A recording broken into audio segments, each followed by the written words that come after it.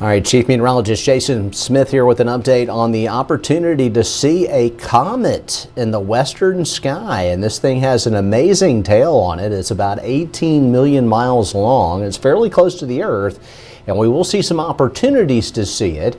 The closest approach was on the 12th, yesterday, or actually Saturday, but it's actually going to be higher in the horizon and coming up a little later, so it will be darker, and it may be easier to see tonight and tomorrow night. So let's take a look at this thing, and I will show you where you can look. Let me make sure my system is loaded here. So I have a satellite picture first, and this shows you the skies are clearing. We had some clouds around earlier today, but I expect the skies to clear. Water vapor loop does show some upper level moisture, but I don't think this is going to be a major player. It is a mostly clear forecast for this evening.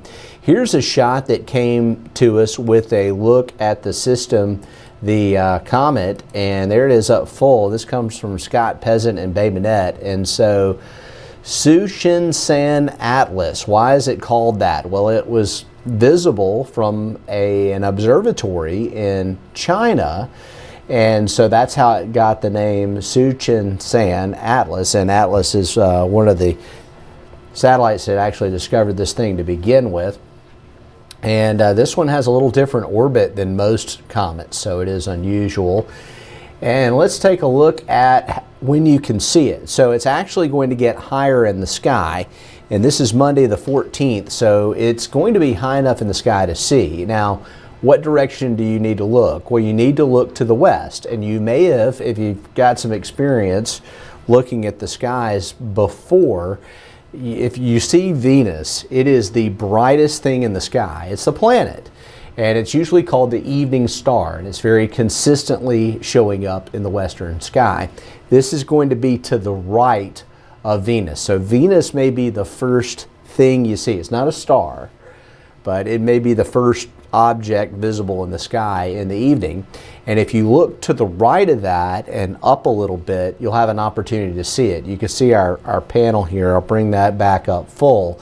And it shows that on October the 14th, it's going to be a little higher in the sky. Now, it's already been as close as it's going to get to the Earth. So we're going to see it diminishing in light as we go through time.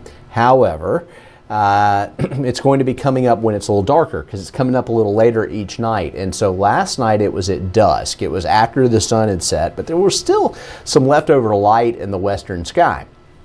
Tonight it'll be a little darker, so that'll help some with our opportunity to view the comet, and it's actually going to work up higher and come up later as we go through the rest of the week. And you know, I would say tonight or tomorrow night might be our best chance. It was barely visible from the naked eye yesterday, but it may become more pronounced. That picture I just showed you was likely taken with a special camera that captures light, and if you've experienced that with the recent Northern Lights events, that we can see things better with our iPhone sometimes than we can see with our naked eye, because the iPhone takes more of a slow exposure type photo at night, and so that may be another way to see it, but I think we'll be able to see it with our naked eye as soon as tonight. So San Atlas Comet visible in the western sky. Hopefully you'll get a chance to see it.